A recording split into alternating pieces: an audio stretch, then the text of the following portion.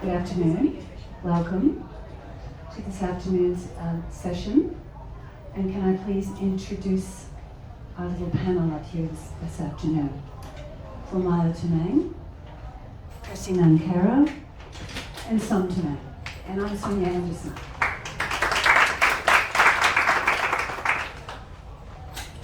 You know, I think books are so interesting, and we obviously all agree to that. That's why we're here. They're very interesting for the stories they tell, for the places they take us. But I think people come to writers' festivals to hear the stories of the writers and why they tell the stories they choose to tell. It's very, very interesting to know the reasons why a story is told, because there are innumerable stories, excuse me, around the world. And this afternoon, we're going to talk to a writer who decided to tell an interesting story, a living story, one that's going on right here amongst us. Kirsty, this is your first book. So you decided to tell this story. And this story has many, many moving parts to it, once you get into it. It's a cultural expose. It's a biographic story of a contemporary hero, one who walks amongst us daily. But the most charming thing about it is this story continues. It doesn't have a horizon that closes down. It's got a horizon that's well and truly open. So this afternoon, I would like to get at why you wrote this book. We understand it's an amazing story, even just by the video we've watched. But I'd like to get at why you wrote it and what it was like to write a book about someone else's life. Someone from a culture other than your own. So what was the purpose for you in starting this? I've heard that we all have a story in us to tell, a book in us. I have always loved writing. I wanted to be a journalist since I was 9 years old. And I didn't know which kind of book or when I was going to write a book or what it was going to be, but I honestly feel like this book was delivered to me by the universe. This story was given to me to write. Getting goosebumps talking about it. I was at the ABC reporting in 2015 when the earthquake happened in Nepal on Anzac Day. And I picked up the Cairns Post on the Monday morning and saw a photo of Som, and as a local citizen here who had been affected by the earthquake in Nepal. And I reached out to him, and he made himself available very quickly for an interview, invited me to his home. It was chaos because they were getting ready to mount a rescue mission basically back in his village, Batassi. He thought it was going to be neglected like a lot of remote villages after the natural disaster, with the focus being on Kathmandu and the Himalayas. And yeah, just from that first meeting, I was like, this is an extraordinary person. He's so calm. He at that stage, I think had just found out that he lost his brother in the earthquake. And yet he invites a stranger into his home to talk to him at the most terrible time of his life. The school was destroyed. The Friends of Himalayan Children hostel was destroyed. Thankfully, none of the children were killed. And yeah, it really spoke to me. Yes, so I hadn't decided at that point, but after going and volunteering in his village 18 months later, I came back and I knew that I just had to write the story of this extraordinary man who gives nothing away when you speak to him. You know, it's interesting that you say it that way, because in the prologue to your book, you talk about, as an ABC reporter, you talk about the number of traumas you reported on, and how they deeply affected you. And yet you chose to write about this traumatic situation, so something tipped you in that direction. Was it just the meeting of Som himself? Yes, but also the healing impact that the village had on my own journey. Once you got there? Once I got there. I went, when I was in a pretty poor state when I went over to Batassi in 2016. I had depression. I was ultimately diagnosed with post-traumatic stress disorder related to the things that I'd reported on for years and years and years, but two events specifically. And I remember Som sitting down with me in a cafe before I went over, and he's like, there's no mental health issues in Batassi. And I went over there and I just started to heal, because you just get in the flow of daily life, nothing is expected, there's no trappings, people are living a basic life of survival and, you know, in most parts, poverty. And it's amazing when you've got everything else stripped away, how you realise what's important. And just walking to the village with Phulmaya, and seeing the beautiful countryside, it's like everything just kind of melts away, and then you find your purpose again, because I'd absolutely lost it. Okay. So, at the beginning of the book, you give us historical and cultural position of Som and his family, and you explain the place that now please forgive me if I'm not pronouncing this correctly, Kaki, is that how you pronounce the people of Tamang? Tamang people? Yes. Tamang. Okay, so that they have in the Nepal culture. And this sets up Som right away as the protagonist of our story. And you outline the obstacles that his culture and his societal position pose for him, and his determination. And the book allows the reader to get to know Som, but in order for you to do that, you had to get to know Som. And I know you eventually went to visit him in Batas. But how did you do that? How did you get to know someone so well that you could tell us the intimate details of his life? Well, he was the challenge, because there are about 50 people mentioned in the book, and a lot of them I actually had to sit down with for interviews to find out about this bloke, because he doesn't think anything is noteworthy about his life or what he's done, and you know, he's just a simple person, as he says in that video. So in order to try and piece together a life, and it's a huge responsibility to write a biography about someone's life, it's not something I took lightly. I wanted to get it right. I wanted to do justice to his story, and I knew there was a lot more than what I knew from Som. So it was about interviewing his mum through a translator, through talking to Phulmaya, and people that have been on his Friends of Himalayan Children committee over the years, and just gradually finding little snippets of his life that I could thread into the full story. And then I'd go back to Som to verify all of this information, and he'd be like, oh yeah, that happened.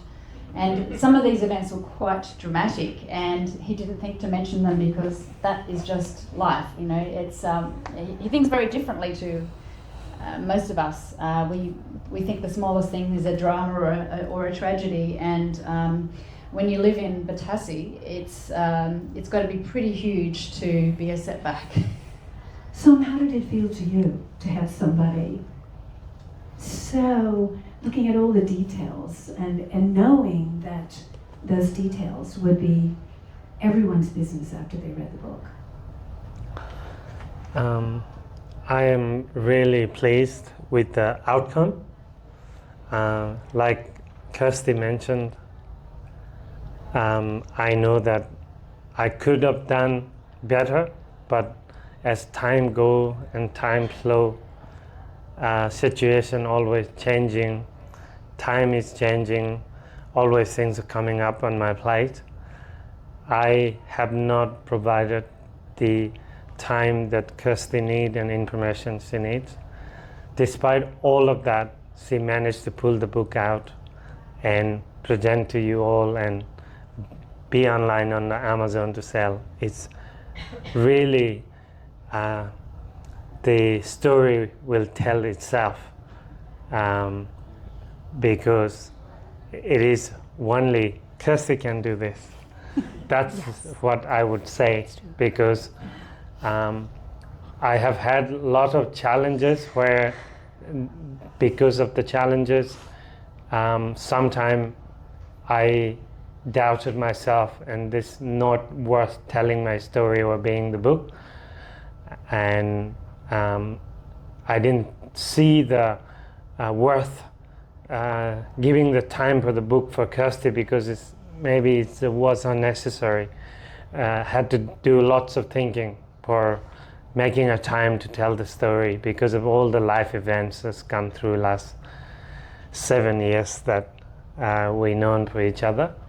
But despite all of that, Kirsty have shown her leadership, skill of writing, and skill of achieving this goal that she had in her heart and in her mind. I am more than proud. It is something that I cannot describe in word for Kirsty. So this book is going to make a huge difference in the work that I do. I know that anybody who's reading would know that, but I also hope that people will be inspired and, but all of that, I just think I'm just doing a little bit of my part. I don't, it's something that's just, I see for me that's who I am. I just do what I think is right. And that's how I think about the book. How you think about it. Yeah. Thanks.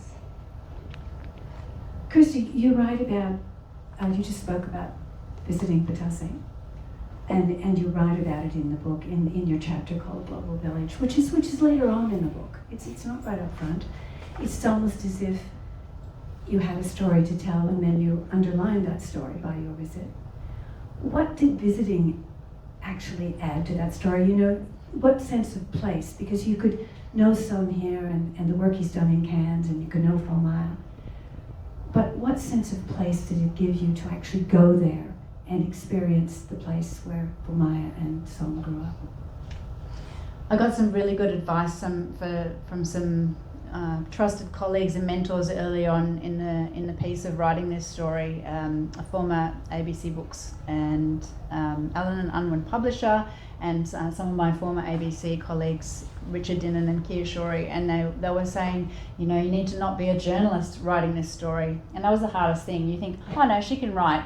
Writing a news story and having instant gratification, and writing a book which stretches out forever before you and has to be all for the reader, it's quite a different thing. So some of the best advice I got early in the piece was about people need to have colour and taste and smell. And Kirsten, who's arrived as well, I went to one of her writing workshops, and that was very much a theme as well. So it was essential that I had that time in Batase, both in 2016 and then again in 2018, and even the process of walking to Everest Base Camp with some of the women who had been girls in my class in 2016. All of that was immersive and added that colour and the smells and the sights and the seasons and everything that really gives the reader a sense of being there. And that is some of the most beautiful feedback that I've had so far from readers, is they could feel like they were there, they were experiencing it, and it was really helpful actually in telling Som's partner Susan's story, because she would, I had seen it for the first time myself, and when I spoke to her about my experiences, she's like, yes, that's what I felt as well, except she was making a lifetime commitment. Well, it seems like you made a partial lifetime commitment. But I wanted to know, really though, how did you then, I know you can experience it, we all have these amazing experiences. How was the process of changing that into words for you, so that you could get it across to the reader? Yeah, it was almost like making time stand still on the page. So thinking about the small moments that make up daily life in Batase, whether it's cutting grass or walking down the rocky paths, or brushing my teeth, looking at the beautiful Himalayas in the morning. It's just those little moments that make up daily life, and trying to just express them rather than making a generalized statement about where a place is geographically and how much above sea level and all of that, which is fine, but it doesn't actually put you there. And so you're in that story. I am in that story. You are definitely in that story. I was more in that story, and I had beautiful advice from my managing editor, Juliet Lackmeyer, from the Erudite Pen, that I should take a little bit of myself out of the story. She reminded me it's not my biography. But this is a bit of a biography with a difference, because it isn't just some story. It is, my story is in there, the story of other volunteers are in there, and also the stories of some of the girls that have been helped by Som, and of course Phulmaya being a central character in that story as well, because you can't tell Som's story without talking about the why and the picture of how he's been able to do everything that he does. How then did you choose the voice you used? Because I know you, we've known each other for a long time, so I recognize it as Kirsty's voice. But readers who didn't know you, they have to hear a voice. How did you choose that voice? That was a really difficult thing for me because, again, this is the first book for me, and I was petrified about choosing to write in my voice. I was like, readers will expect to hear Som's voice, and then I thought, I can't do justice to Som's voice. So the best thing I can do to honour his story is actually tell it in my voice, in my way, and hope that that resonates with people. So I took a bit of a punt, but it seems to have worked out okay. And did that just emerge? I want to stay with this for a minute because I think it's a really important thing about writing is, did that voice just emerge as you started to write? Yeah, it certainly wasn't a confident voice in the beginning. In fact, going back to the feedback that I had from the initial drafts of this, the first few chapters that I wrote, it was very much written as a journalist, and I was sort of honouring everyone I'd interviewed by putting them in quotes and everything, and then, you know, I got the pages back and they were all redlined and they're like, no, we need narrative, we need colour, and it's not all about quoting people, you're writing it like a journalist, you have to become a storyteller. So I had to find my voice to tell this story, and balance the honouring the facts but also taking readers on a journey and going on one myself. Yeah, great, thank you. Som, this story of your life, it starts right at the beginning where everybody's story begins, when you're a little boy. It starts right there. And the drive for education and the drive for your own success, it's so clear from the very beginning of this story. Do you have one moment, just one moment in time of your life that you could share for us when that became clear for you? It's a big question. Yes. Long story short, most of it covered in the book. As a child, I don't know how much my sister remember. I grew up with very, very different culture to what we have in Cairns. And that the culture I grew up is not something I would be very proud to share, which involves, yes, a lot of girls being married very young, a lot of violence, not having equality for the girls. Great example, my mom always told the story that she was forced into married with my dad when my dad was too scared to sleep with mom because she didn't know what was going on, but they were married. So this is the story I heard from my dad and my mom, and that's something that they're not proud of, and I knew that I had to change that somehow. I don't want to do that. That's when it was clear for me that I am not going to do that. It was not even for my mom that it was difficult, it was more for my dad because he was married. In the village, normally it's younger girl marry older girl in normal traditional man and woman culture. But in my mom and dad case, my dad was younger than my mom. So it was that the cruel that my grandmother had to leave my dad sleeping in the same bedroom or same bed as my mom. And that's the story that I was told by my mom and my dad.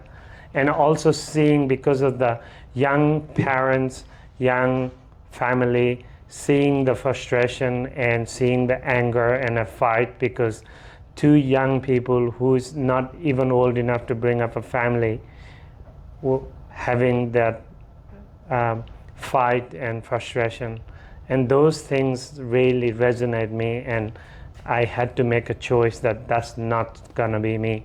And that's what really, that was my education, that was my opening time. That was the thing that changed it for you. Yeah. So, in the book, you realize that people from other places could help you to change. There's a series of people, Malcolm, Jason, Anna. Yet the most astounding thing for me as the reader was that you settled so well into an Australian way of life coming straight from Nepal. I mean, that's a pretty amazing thing.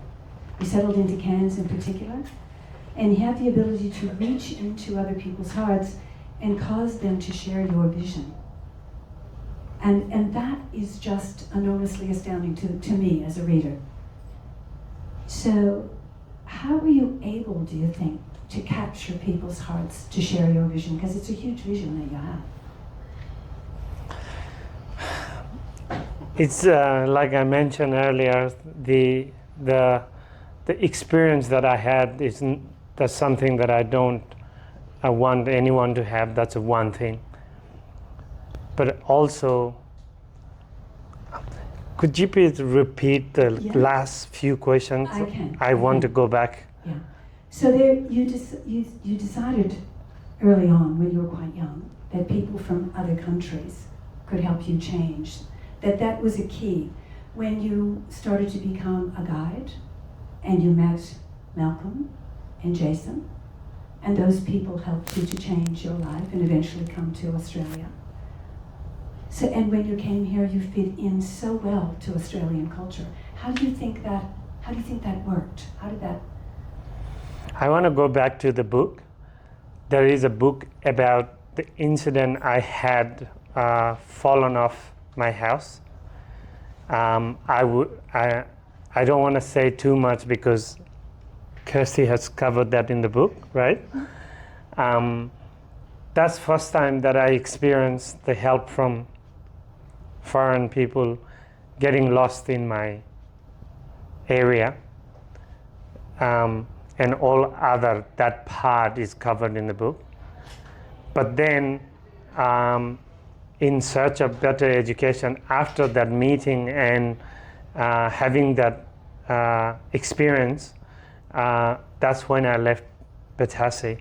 But then during that time, which a lot of has covered, I have experienced some of the, a lot of things not even covered in the book because it's the story that I never felt comfortable sharing.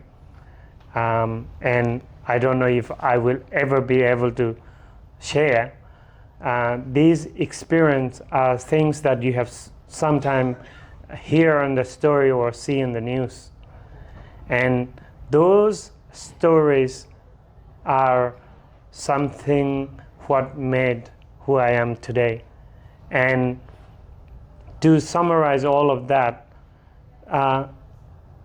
the friendship and connection I made along my teenage years while I was in the Kathmandu, in the streets and slavery and working in the tourism, it's the pain and the experience and the trap that I've been through. I put myself in some of those moments as if Nelson Mandela was feeling when he was in the prison. So I see bits of written up articles and quotes from Nelson Mandela, his experience of being inside the prison, but his mind is not in the prison. So I practice that when I read his quote, and that's who I am. I saw myself, wow, this is so similar. And that follows through today onwards for me. So in a way that I believe myself, I've been in such a pain and hurt that I think no one can ever put through that level of pain and suffering that I have ever gone through as a child. So any challenges come today is just become a daily life, daily chore, daily routine for me. So I think that's where I am at with my experience in believing in, yeah. So you made a transition to Australia though, through a number of people that you met. And when you came here and you started to share your vision with the Cairns community, did that experience that you just told us about, did that underlie the ability you have to get people to share this vision? That is, yes, I would almost agree with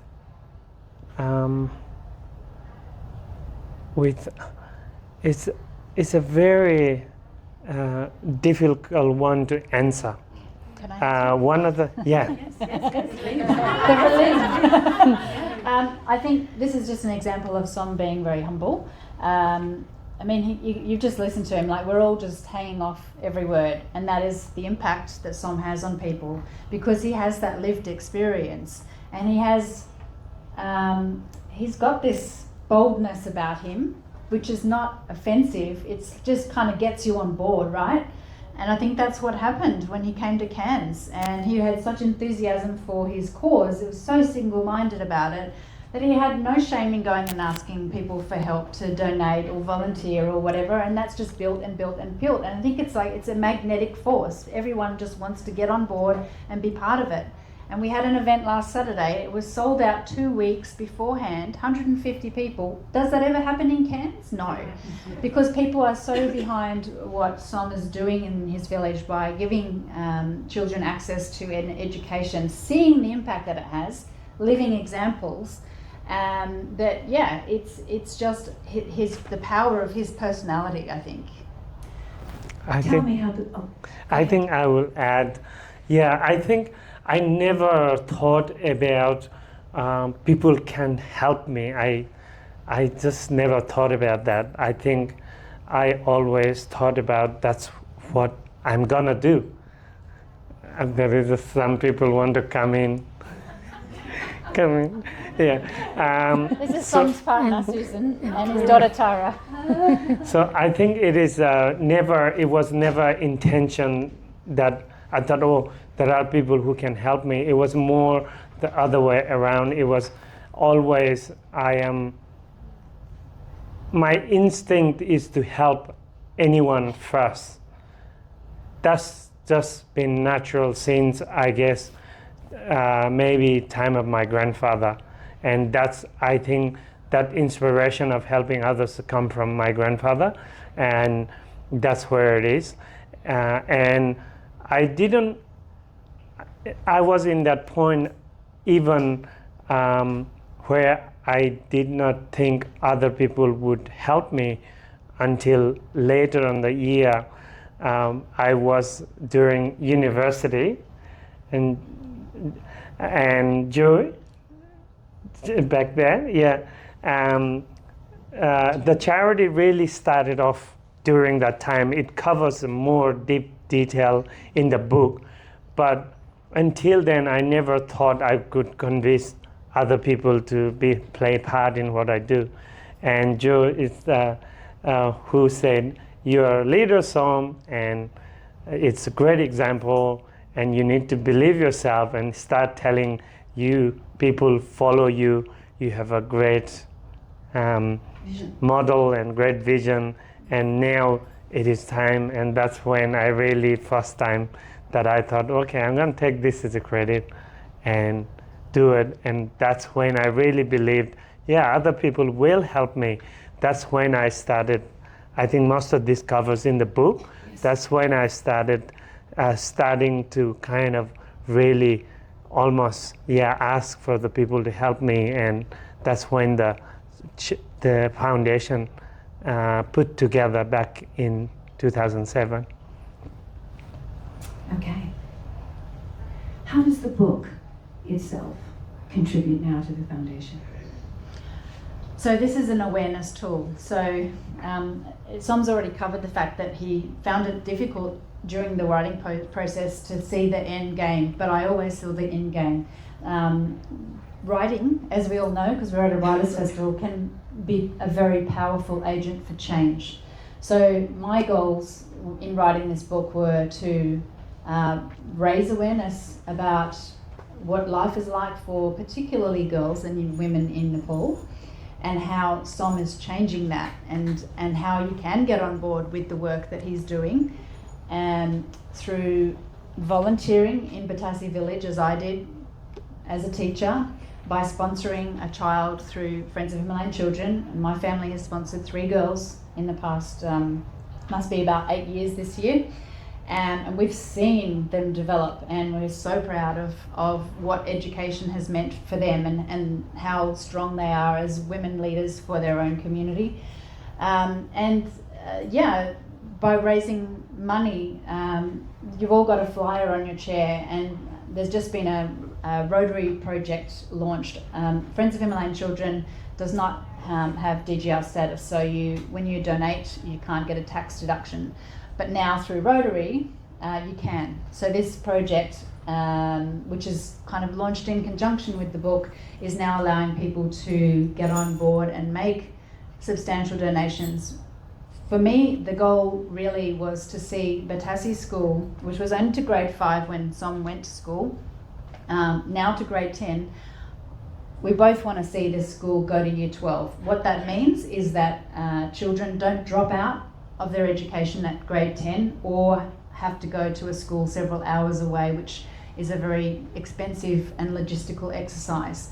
So my dream, which is Som's dream, is to have the Batasi school go to year 12, and that's what we're hoping the book achieves, by inspiring people to say, yes, I want to help be part of that dream and make that happen.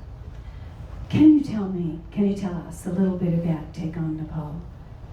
Can you? Take on Nepal is very simply to tell is Take on Nepal came after Friends of Himalayan Children, because I was taking some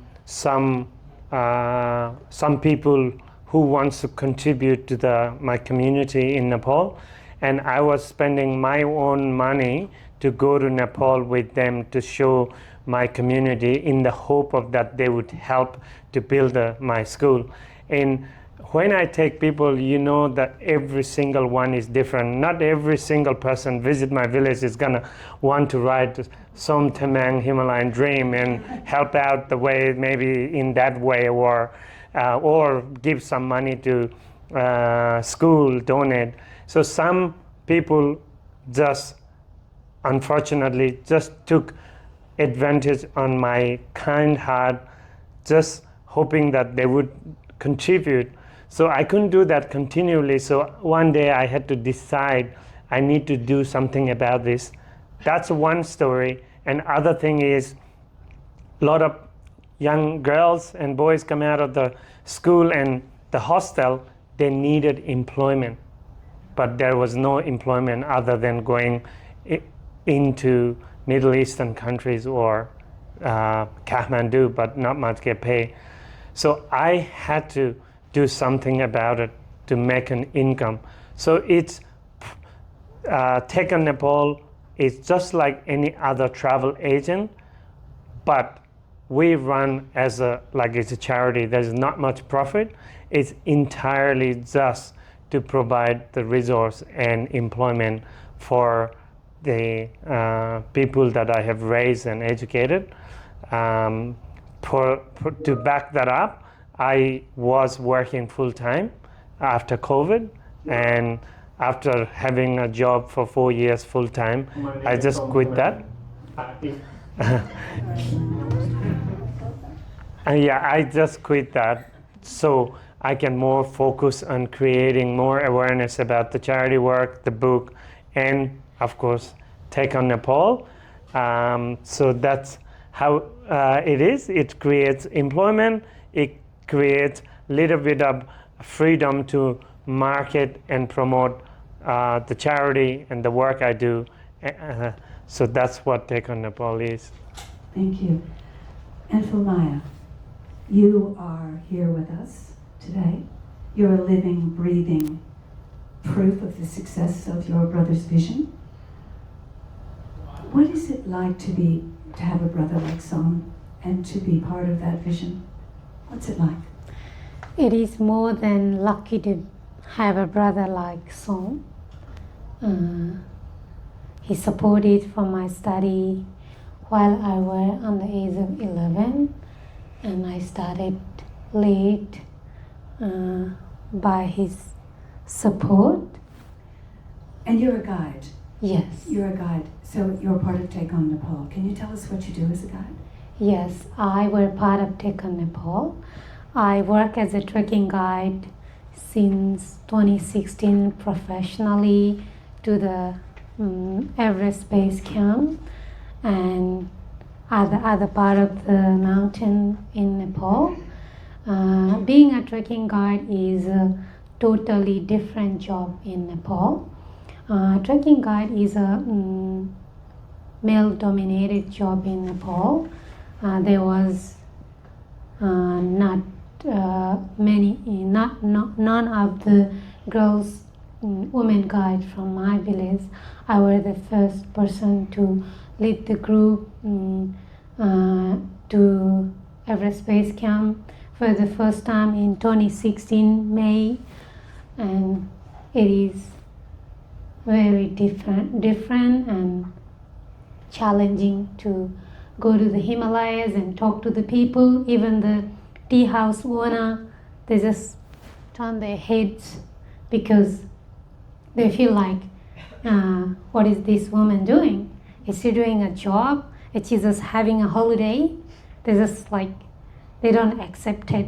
Most of the tea houses, it was challenging, and I've been through it. I work as a trekking guide since 2016, and it was great to this is certainly be breaking part the of it. boundaries. Yeah, it is breaking the boundaries. Yes.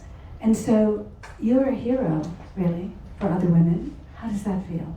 How does that feel to be an example for other young women to follow? This is, I never imagined that I'll be a woman guide. I'll be completing diploma in pharmacy and completing bachelor in social work. So these are dreams come true for you?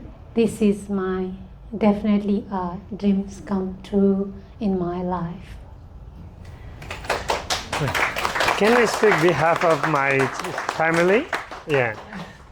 Sorry, I'm sorry I had to interrupt here. The truth of being my family, my sister, my parents, my brothers, is not easy. The work that Friends of Himalayan Children and the work that I have started, it's in this room, and most people will see it's a great thing, but not all and everyone. So that's to make that clear how and why is when I educate girls like Phulmaya, also remember it's making no income for the parents.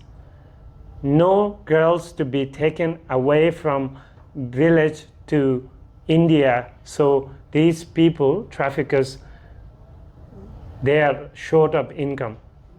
So there is a small number of people that they are losing income because what I do, and challenges and threats and difficulties people like my sister and my family face is something that they don't proudly share, but that's the reality.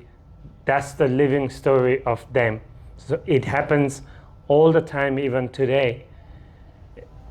You hope that what I am doing and what we are doing in this room, I know you support Friends of Himalayan Children. You would think that every entire village would just get behind and just clap hand and be happy and move forward. No, there is always someone behind some greatness. So that's the challenge and difficulties my family face. So that's something that I think my sister maybe don't feel very comfortable sharing, but that's the challenge. And given that this is Women's Day, and we have a woman here who has broken the glass ceiling of Nepal, can we talk a little bit about the conditions that prevail at the moment in Nepal? Kirsty, you've got some. Yes, it's still, the situation still continues. It's better, but it still continues. There's still around 50 women a day being trafficked to India from Nepal for the sex trade. To think about that being a reality in this day and age, in our lived experience, is quite phenomenal and jaw-dropping, but that's the case. And I think there was a study in 2022 that in the 2 years prior, which let's remember was the COVID years, things got a lot worse for women again in that time. And I think it was something like 40,000 women trafficked in that time from Nepal. So it is very, very much something that, while illegal, manages to happen. There is a border of 1,850 kilometres that is open between Nepal and India, and it's very easy for people to find holes in it to do this trade. And as Som said, you know, it's a network. There's somebody who becomes trusted, I guess, in the village, and they groom these families, these women, these girls. And I know that it has been particularly worse in poor villages, but I was really interested to read it's now also women who are educated in cities who are being targeted because of social media. Everyone wants to think that they can have a better life, and these traffickers are very insidious in saying the right things. And when you're thinking that you've got an opportunity to help your family, that's what you're going to do, and that's how a lot of these women end up in the worst possible situation. So unfortunately it's still prevalent today. And similarly, child marriage, we haven't talked about that so much yet, but even though it was outlawed, I think 61 years ago in Nepal, it happens. And I think I read 33% of women are still getting married under 18. So there's still a long way to go, but not in Batasi. That is a success story. But the one thing, because of all the issue, the societies and government is trying to bring the change. But I think now government is not approving marriage certificate at minimum age. Maybe Phulmaya can tell that part, because you were in Nepal recently, got married. What is the minimum age for Nepali marriage now here? Is it 18? No, No. Older? can't remember. It's changed 22. Yeah, it's 21 years of age you have to be to 20. get married now, to actually get the marriage certificate. But it's not legally the marriage problem, is more culturally. So they're getting married and having children very young age because they are not going to school because of the cultural background. But the government is trying, working hard, but it's culturally that we have to educate, I guess. So education and independence for women is the key. Yes. Yes, absolutely, 100%. That's what you're working for. Yeah, I am definitely working on that one, and I feel really confident with the education and support and understanding more than outside of the village would really change this, which is changing dramatically in Batasi. And that's why this biography about a man is the perfect story for International Women's Day. So I just wanted to say, I was just at the International Women's Day lunch, and I felt very awkward, but at the same time, I was very proud. But when we're talking about equality, women's right, women equality, it comes from very young age. I've seen how my dad behaved towards my mom. And as the oldest son, and my sisters and brothers, and me bringing a little bit of money in my teenage years, I was able to change the concept and behavior of my dad towards my mother and my sisters. And that is something that most boys and men ignored, or it's the other way around. It's not the son educating the dad, it's always son following the dad. So that's why, for me, one of the key thing about Take on Nepal is educating my boys to respect the girls and their will, and work as a team equally to support each other. So that's what I'm bringing. When people go to Nepal with me, they see that the most of the time is more women go to trekking in the Himalayas with us than men, but also men are guiding them and seeing the difference and respect. That's what makes a really change and difference. Can we open up this now to some questions from the floor? Anybody have any questions? One. Yes. How much would it be to, like, say, for a life-changing, just to change one of the women's life or the girls?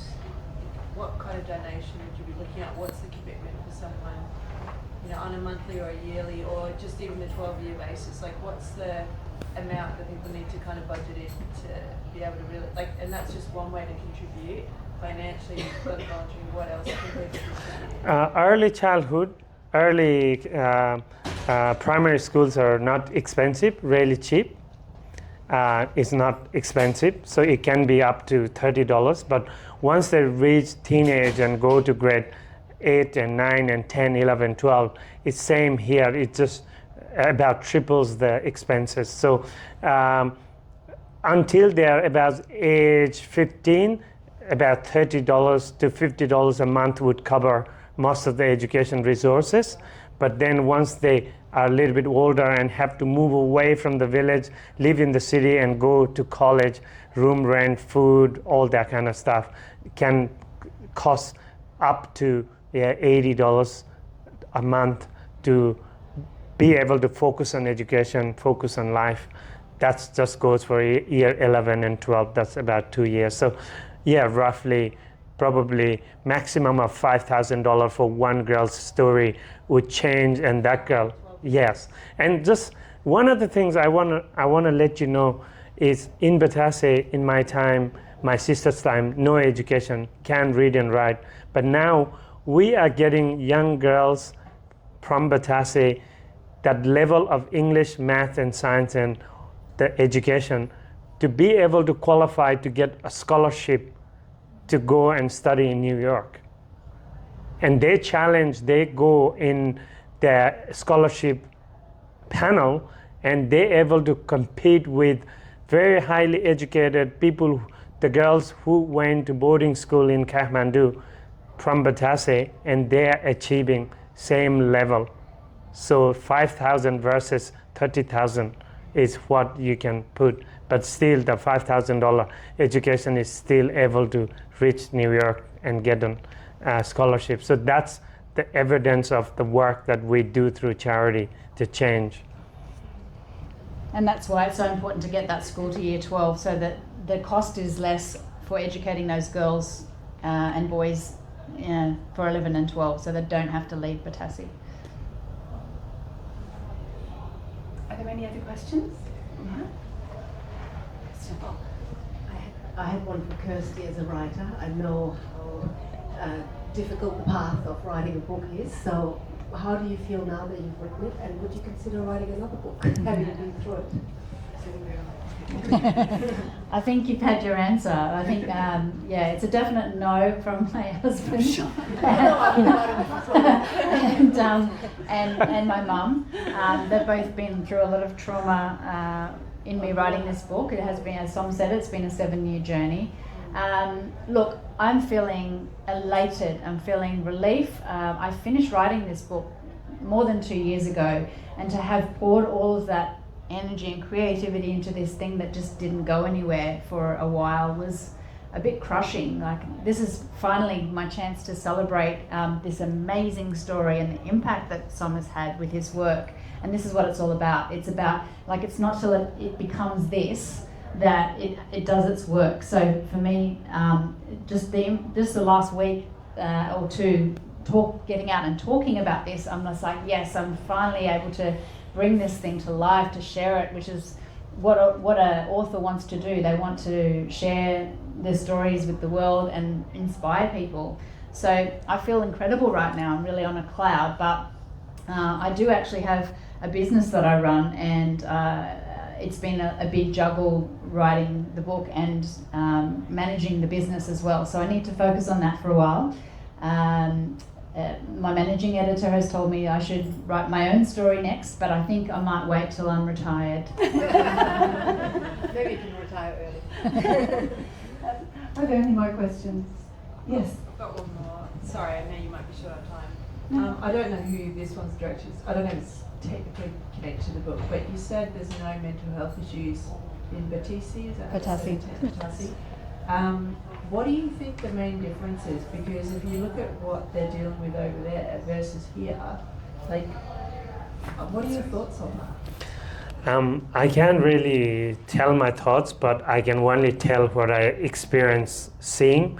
So people have come from diverse environment and diverse background to Batasi. I've been taking people since as soon as I met tourists in Nepal, in Kathmandu, and up to now, still I'm trying to take more younger generation high school students. So every time if I take 10 people in one group, I always seen at least 1 to 5 people change their life upside down, always for the positive. There are people who gone to Batasi with me and shared the story and experienced the village, have came back always better off than what they have spent to go there. But I don't know, I cannot really tell how and why and what is the spice, what is the ingredient. I can't tell. But I have had people who have really gone there. What Kirsty mentioned, some of the parents have sent their children age of 16 on the school group where they were suicidal that I have never known. They're supposed to declare in medical form that I provided any medical issue. But no, they would tell me when they got there. I had people who had, I had people in a group one time, they had a heart issue, the heart failure where they had to go through operation, but they've been told by doctor they're too young. But they said, oh, I had to lie. My dad had to agree to lie because I will never ever get to experience this, what I read on the website, what I heard from my friends, if I didn't lie. So they come and they're just almost dying because they can't breathe. They have a close to heart attack because all of these kind of people that's gone and they come back and suddenly they become a friend and they change their life and just everything becomes so positive. And most recently, one lady from Tablelands followed her teenage son's journey to Nepal and went trekking and spent about 10 days in Batasi, and she came back. She said, I used to have so much knee issue and back issues. I felt like it's gone. I don't know if they're going to come back, but I'm cured. I don't know what it is. So these are stories I hear and I see, but I can't really tell how other than what Kirsty explains. So that's just my end of the observation. I don't know if that explains to you. There's only one way to find out, and that's to go.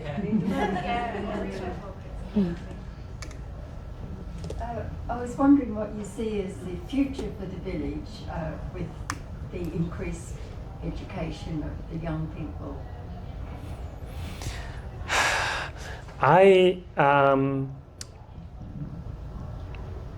That is always the question that I ask myself every day. In Nepal, like I mentioned, and it's in the book, due to lack of education and employment, every day people are leaving Nepal, people are leaving villages to a bigger city or into India or other countries. But now, my hope was stop that problem with the education. But only thing I stopped is them going to India when they are 12 years old. But now they get good education and they are still living the village, still living in Nepal, but they're going countries like, they come to Australia to study, they go to Japan, they go to Korea, they go to better places to gain more knowledge.